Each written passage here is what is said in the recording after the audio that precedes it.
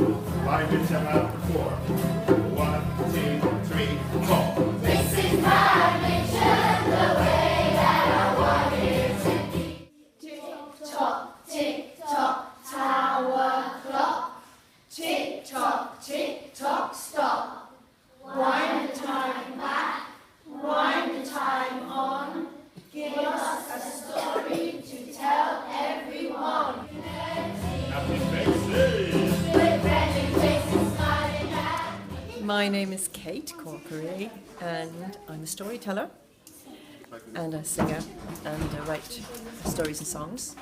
And Winston is also a storyteller musician and we work together and we're known as SPUD and Yam because I grew up in Ireland where we call potatoes spuds.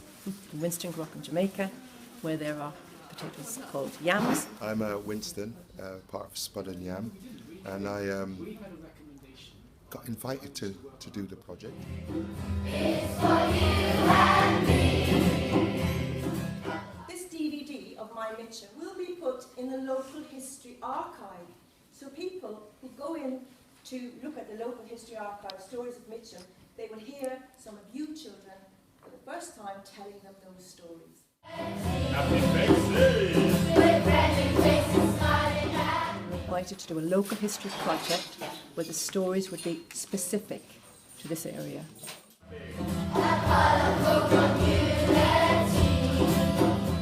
We used the clock tower because the clock tower had 4 faces, but they didn't always tell the same time. It's a little bit unreliable. Now our stories are from different times in history.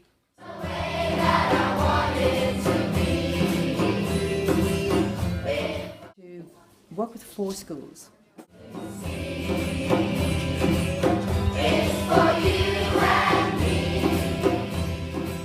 And to bring them stories of local history, connected to sites very local near their own school. And with each class, we visited these sites and the children learnt the stories and told the stories.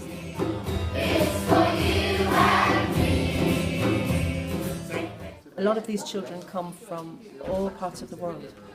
They're living in Mitcham now, but many of their families grew up in at least 30 different locations. But they're growing up in Mitcham now. Some of them do not even have English as a first language, but this is the place they're growing up in. And what they see is traffic and modern buildings.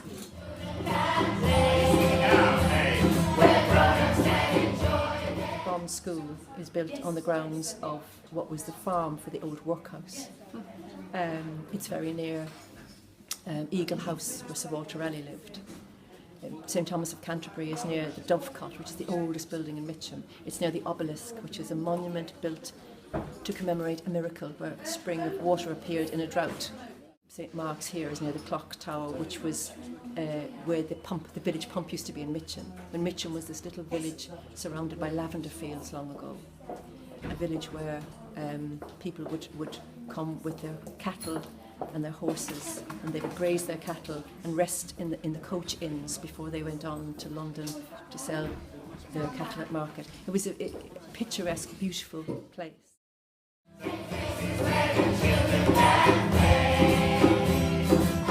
And go through Mitcham in time to today, where it is this bustling, busy place, which is about to change again.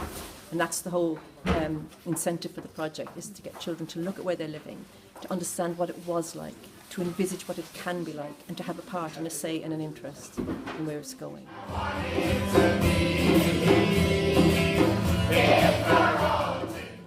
I'm a child at heart myself, so working with the children comes very natural to me. You know, children for me I call them truths.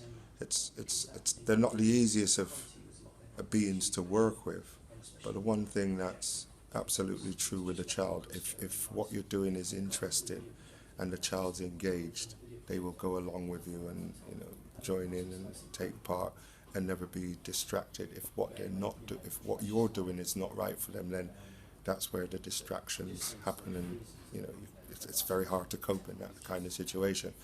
So bearing that in mind, I call children truth.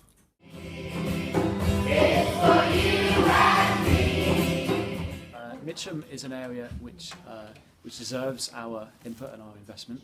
So as a town centre, it's got really so much to offer, and there's a lot of opportunities which we feel we can connect together with a coordinated public realm, community engagement, business support type of scheme. We're right on the cusp of having to deliver the real physical changes, and they've already started, but come this January what we're going to see is a whole range of large changes to the town centre, and it's really exciting times.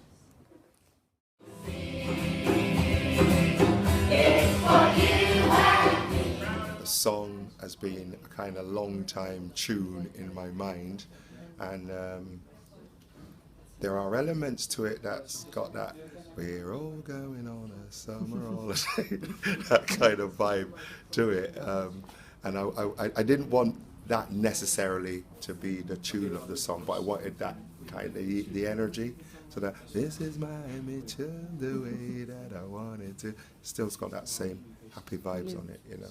So yeah, I did the chorus, and then Kate, with her literacy skills, she put the verses together. And fortunately, the children really, really like to sing. We're proud of our history.